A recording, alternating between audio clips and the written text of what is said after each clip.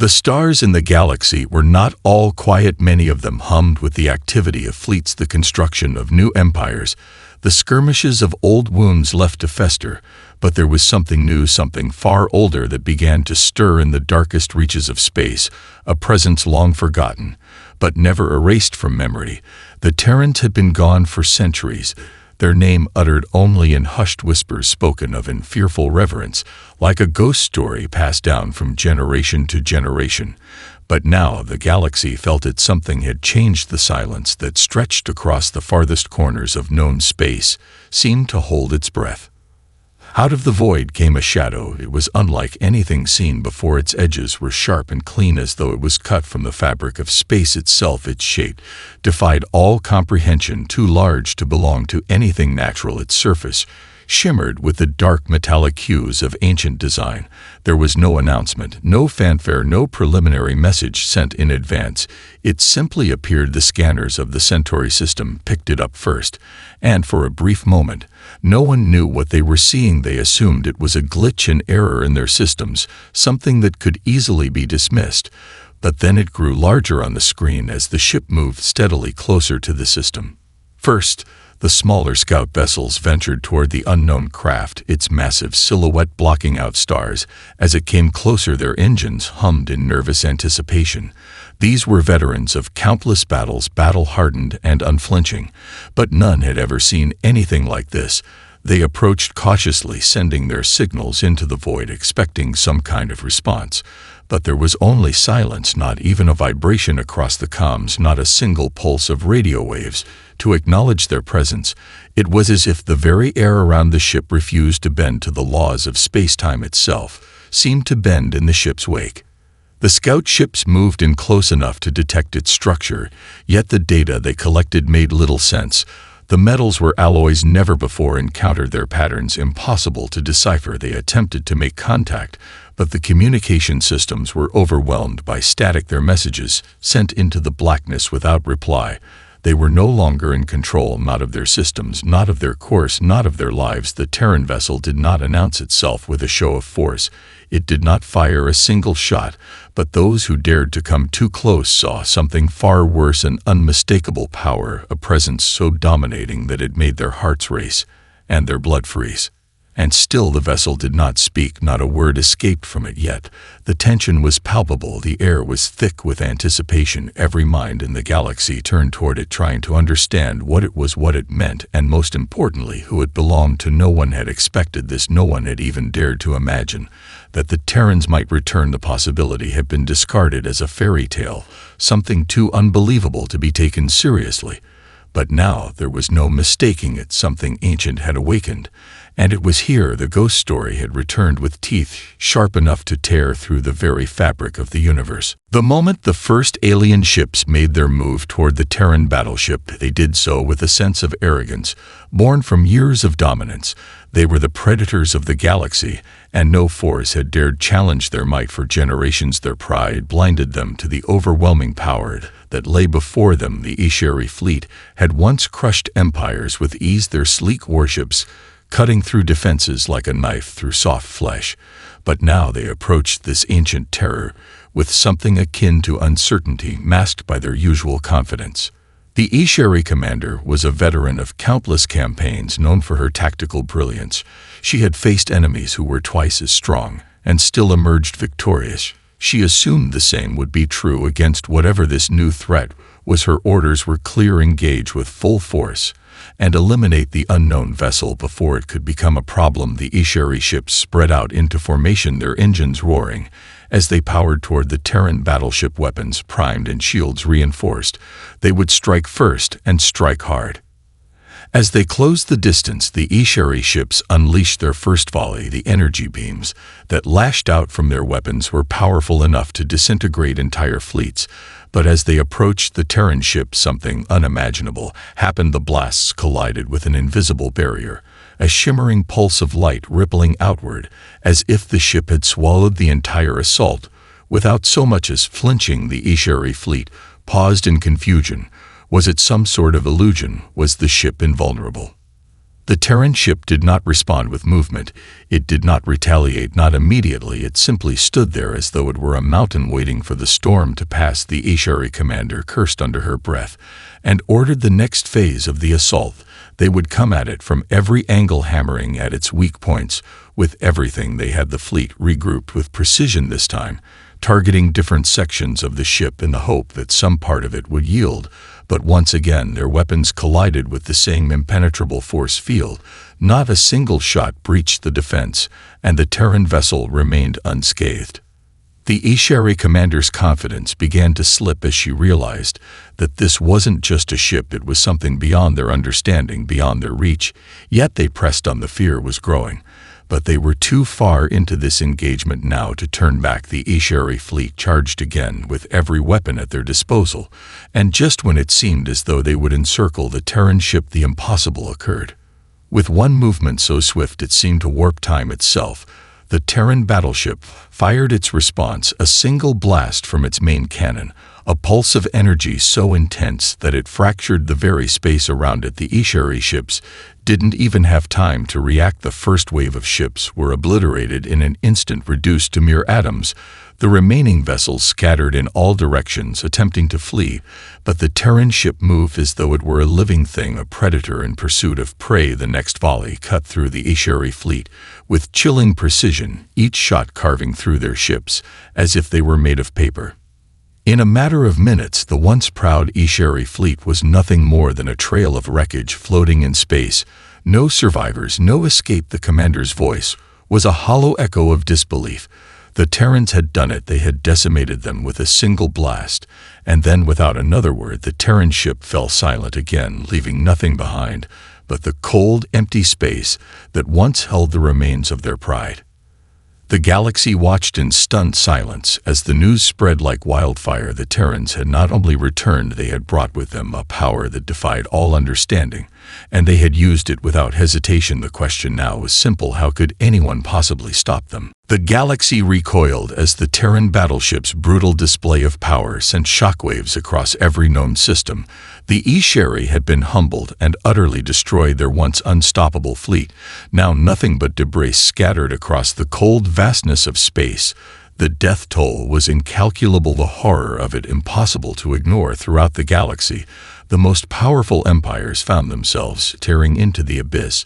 The questions came fast and furious, but one stood above all others: what were the Terrans doing here, and what would they do next? As the news of the HFY annihilation spread, fear surged through every council hall, every war room, from the Treshy War Coalition to the Veldari Dominion. Every race that had once been part of the Alliance or had fought against the Terrans in the past now faced the same terrifying reality. The Terrans had returned, and they were not here to negotiate. They were not here to take part in the galaxy's endless cycle of conflict. They were here to restore order and, if necessary, deliver judgment. Emergency summits were called across the galaxy. Leaders from every corner of known space gathered in secret, with no clear plan to deal with this new threat. The combined fleets of the galaxy's greatest empires had been powerless against a single Terran ship. The question that gripped the minds of every military strategist was simple: how could anyone fight what they could not even touch? The answer seemed elusive. The Terran ship had not shown the slightest weakness. It had no known vulnerabilities, no systems that could be exploited by conventional weapons. The fleets of the galaxy's most powerful races had thrown everything they had at it, and still the ship had absorbed their fire without even moving. It was as though the laws of physics themselves bent to the will of this ancient vessel. Those who dared even approach it had been obliterated in the blink of an eye. But still the Terrans had made no demands, no threats. They had not sought to conquer or enslave. They had simply watched, waited, and destroyed the first sign of resistance. This strange silence added another layer to the unease that now gripped the galaxy. Were the Terrans simply making an example of the HFY, or were they preparing for something worse? The voices of the panicked leaders filled the halls of the secret summits. The Veldari High Commander spoke first, her voice shaky but resolute. "We must act now while we still have time. The Terrans cannot be allowed to take control of the galaxy." The Treshy general agreed, but the atmosphere in the room was heavy with doubt. They've destroyed an entire fleet without effort. We do not know what we are dealing with. How can we face them with no understanding of their technology?" The room fell silent. In the quiet that followed, it became clear that the galaxy's greatest minds were at a loss for how to proceed, and yet the clock was ticking. The Terrans had made no move beyond the destruction of the HFY, but the uncertainty of their next step left every race in the galaxy on edge. Even the most battle-hardened warriors knew the truth. They had been left with no options. They were powerless against an enemy they could not even comprehend. The Terrans had no need to issue ultimatums or threats. They had already done what no other force in the galaxy could have dreamed of. They had instilled a fear so deep that the galaxy could think of nothing but survival. The old alliances began to fracture as some races sought to form new coalitions with those they had once considered enemies, while others chose to flee their homeworlds in fear of what might come next. It was clear now that Terrans weren't here to negotiate peace or form alliances. They were here to rewrite the rules of the galaxy, and no one knew how they could possibly stop them. The galaxy's leaders scrambled in the wake of the HFY massacre, each scrambling to maintain control as fear and uncertainty spread like wildfire. Military councils convened, ancient alliances formed and fractured in mere hours, and entire fleets readied themselves for an enemy they could not understand. But still, the Terran Battleship remained silent, drifting through the galaxy as though it were an immovable object observing the chaos it had stirred. There were no demands for tribute, no speeches. The Terrans simply existed in their cold, inscrutable power. But the silence would not last forever. Across countless star systems, the message arrived with chilling precision, transmitted from the Terran Battleship directly to every corner of the galaxy, overwhelming every communication channel with its clarity and finality. The voice was deep, calm, resonating through every frequency, with the weight of ages behind it. "This is Captain Zethar of the Terran Expeditionary Fleet. To all the civilizations of the galaxy, know this: the Terrans have returned." The voice was unmistakable, bearing the authority of millennia-old tradition, and with it came a quiet, palpable threat. For the first time, the galaxy felt a true, unyielding power descend upon it. The captain's words echoed, carried by every ship, every station, every settlement, until every corner of the galaxy, whether willing or unwilling, was forced to listen. "We are not here to conquer, nor to enslave," Captain Zethar continued, his tone serene but firm. "We are not here to dominate the galaxy, nor to claim what you have built. We are here to remind you of what you once forgot, to remind you of the debt you owe to the very peacekeepers you turned your back on." The galaxy's leaders, already on edge, listened in stunned silence. These were not the words of an invader. They were the words of a force far older, far more ancient, that had once kept the universe in balance. And the words struck deep, for no one had ever dared speak like this. Not in 1,000 years. For too long, Captain Zethar's voice rang out, cold and unwavering. "The galaxy has descended into chaos. You have betrayed the peacekeepers. You have forgotten the lessons we taught you. You have turned upon each other, consumed by your greed and pride, and in doing so, you have destroyed what was once a just and peaceful galaxy." A brief pause followed, long enough for the weight of the message to settle into the minds of those listening. The silence that followed was not just one of waiting. It was a silence filled with a deep, unnerving gravity, like the calm before a storm. "But now," the captain's voice continued, "the Terrans have returned to restore that peace. Not by force, but by necessity. We will allow you to exist as you have, if you choose peace. But any race that continues down the path of war and violence, that threatens the balance we once upheld, will be met with the full might of the Terran fleet." The message was not a warning. It was a declaration, a challenge, and it left the galaxy trembling. There were no veiled threats, no subtlety in the words. The Terrans had come back, not for vengeance, not for power, but to set the galaxy straight. They were an unstoppable force, and they had no intention of allowing the galaxy to continue down its current path. In the wake of this declaration, entire fleets sat idle, unsure whether to attack or to flee. Civilizations that once believed themselves secure found their minds clouded with the realization that they had underestimated the Terrans, and that now they had no choice but to decide where they stood in this new unforgiving order. For some, the choice would be one of defiance. For others, the path of compliance seemed inevitable. The galaxy was left hanging in the balance, with one truth echoing through the minds of all. The Terrans had not come to negotiate.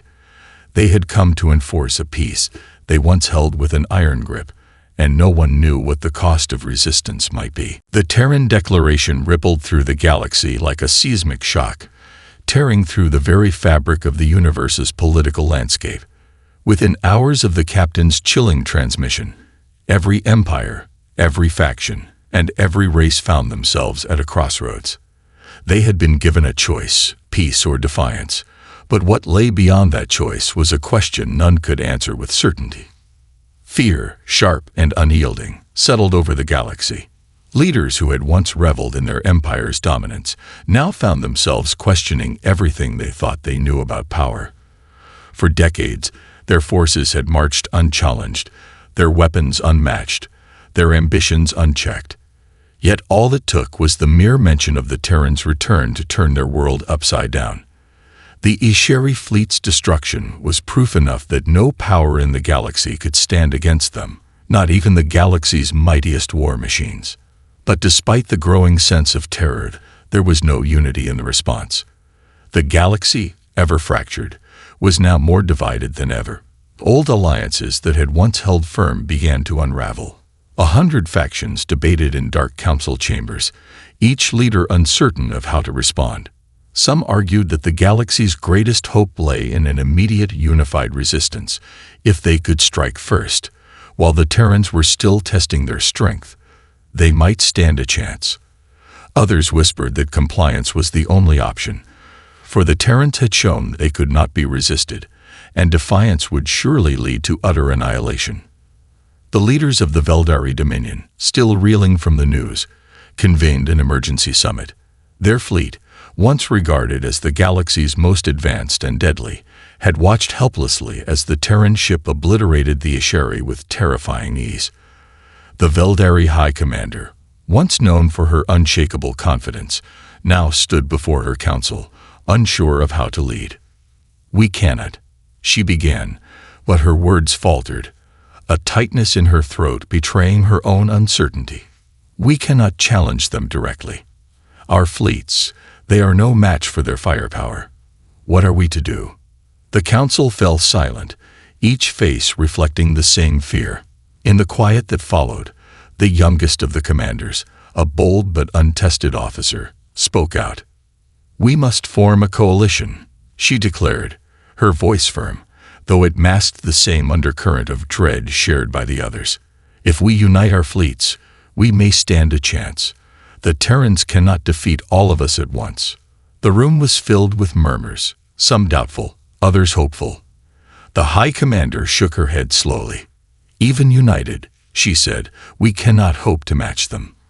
Look at the HFY. One ship, and they were reduced to nothing. How could we possibly survive if they decide to turn their attention on us?" The words settled in like a death sentence.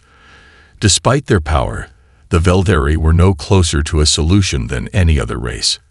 And that was the terrifying truth. There was no answer, no strategy that could guarantee victory. The Terrans had returned not as invaders but as an impossible force, a cosmic reckoning that could not be avoided or reasoned with. Meanwhile, other factions began to form their own plans.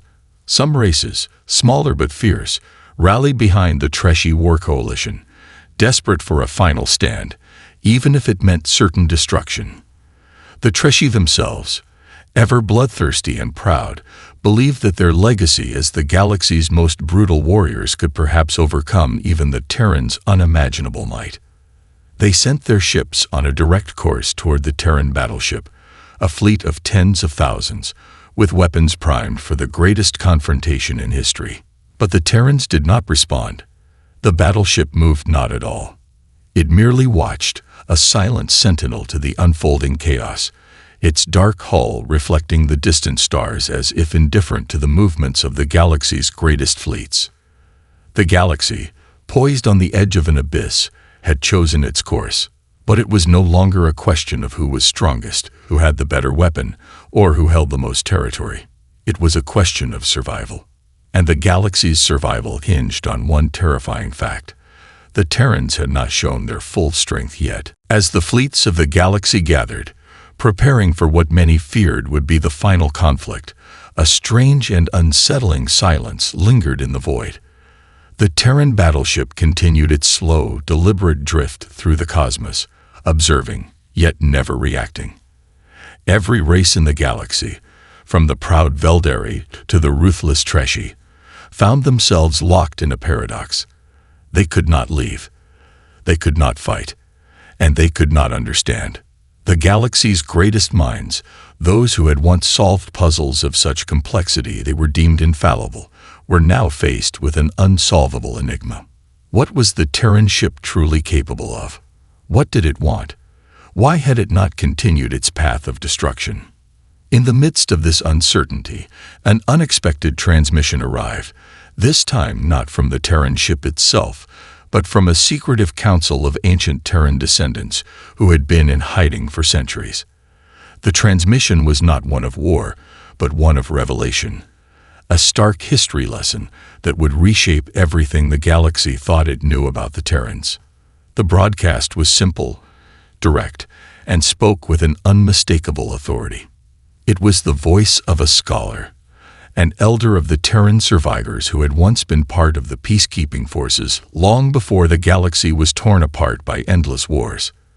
"We are the Terran survivors," the voice said, "and it is time for the truth to be known." The galaxy listened in stunned silence as the elder spoke of a past long buried. The Terrans, it seemed, had once been the architects of peace in the galaxy. They had ruled not through fear or domination, but through wisdom and balance.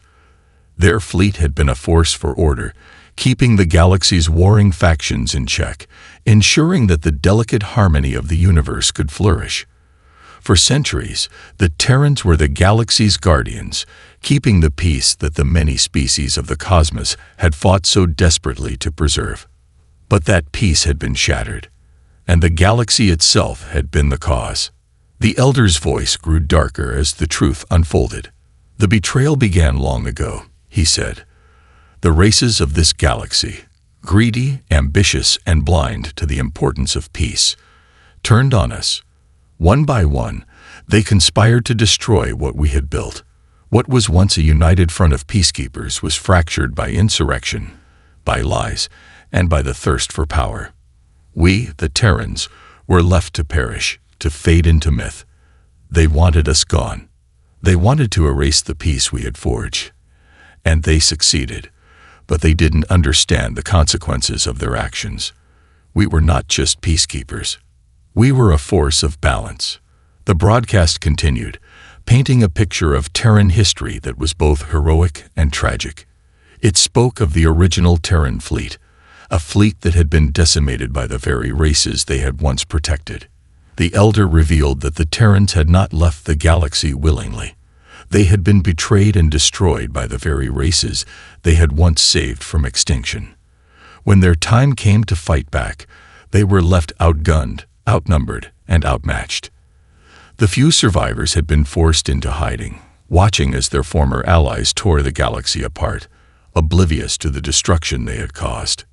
But now, the elder's voice grew cold with the weight of centuries of pain. "The Terrans have returned, not as conquerors but as avengers. We have come not to destroy you, but to restore what you destroyed. The peace you abandoned, we will restore it. The balance you tipped, we will correct it. The cost will be great, but it will be necessary." A chill ran through the galaxy as the last words echoed. The Terrans had not just been peacekeepers, they had been its guardians, and they had been forced to watch as their legacy was corrupted, their order destroyed. The implications were staggering. The Terrans were not here simply to reclaim what they had lost. They were here to enforce the consequences of the galaxy's recklessness. The races that had destroyed their unity were now facing the truth of their betrayal, and they had no idea how far the Terrans would go to restore the peace they had once promised. For the first time, the galaxy understood the true weight of the Terran return. It was not about dominance. It was about restoration. And the survivors of the galaxy, once blind to the truth, were now left with a haunting realization. Their time of unchecked power had ended. The Terrans had come, not as saviors, but as the reckoning that the galaxy had long avoided. The broadcast from the Terran survivors had sent tremors through the galaxy, revealing a truth that few had ever suspected. The Terrans were not just a force of war. They were a force of retribution, come to correct the imbalances that had been wrought by centuries of greed, betrayal, and unchecked ambition. The galaxy's most powerful factions, still grappling with the weight of their actions, were now faced with an inevitable question. Could they stand against the Terrans, or would they succumb to the peace that was now their only option for survival? A terrible clarity had settled over the galaxy.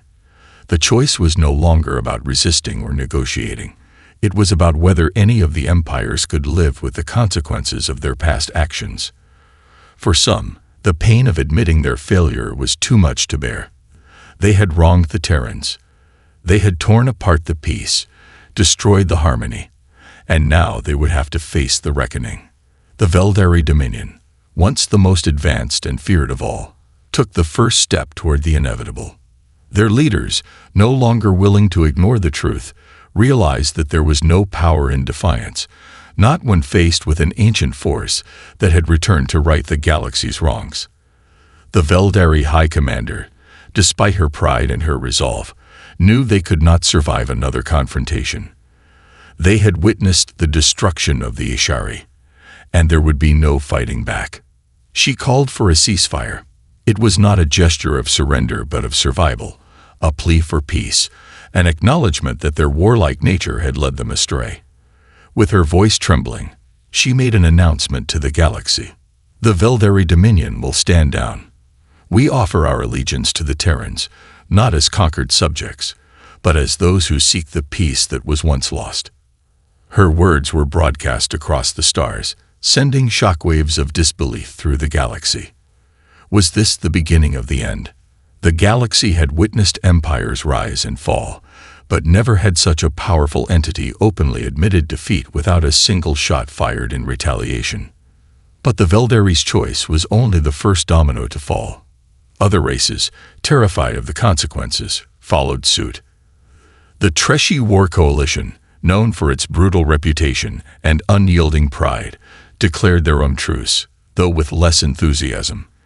Their warlords, their generals, struggled with the reality of having no choice but to submit to the Terran will. And yet, in the shadow of surrender, there were those who still clung to the hope of defiance. The Digeri, a fierce and stubborn race, refused to bow before the Terran threat. Their fleet, one of the largest in the galaxy, rallied for what they hoped would be a final desperate stand. They knew that to fight the Terrans was a suicide mission, but in the eyes of the Digeri, it was preferable to the dishonor of surrender. The Terran ship, having observed this shift in the galaxy's stance, remained motionless, as if giving the galaxy one final moment to choose their fate. The calm before the storm was palpable, and the tension hung heavier with each passing day. The few remaining factions that still believed in defiance, those who could not bring themselves to accept the reality of Terran superiority, mobilized. The Digeri fleet, now joined by the remnants of other defiant races, moved toward the Terran ship, preparing for what could only be their final battle. But they were not blind to their fate. They had seen the destruction of entire fleets. They knew what would come next. The question no longer was whether they would survive. It was how they would go down, with defiance, with pride, or with a final cry of desperation. And then, without warning, the Terran ship moved. It did not launch a barrage of weapons. It did not unleash its full power. Instead, it was as if the ship itself had become a harbinger of something far greater, a force not just of destruction, but of transcendence. The galaxy held its breath as the vast, ancient vessel began to move, slowly but steadily, toward the heart of the Digeri fleet. The storm had arrived. The galaxy had made its choice, but the consequences of that choice had yet to be fully revealed. The moment the Terran Battleship began its slow, methodical advance toward the Digeri fleet, the entire galaxy seemed to hold its breath. The Digeri, along with the remnants of the other defiant factions, had positioned themselves in a last-ditch attempt to stand their ground. Their ships, armed to the teeth, formed a wall of aggression and resistance. They were prepared for annihilation, but they would not go quietly. Their pride, their honor, demanded that they face their fate on their own terms. But what the galaxy witnessed next was not an explosion of violence. It was something more terrible, more incomprehensible. The Terran ship, immense and unyielding, did not fire a single shot. It did not launch a wave of energy blasts. It did not unleash the overwhelming power it had so effortlessly demonstrated in the past.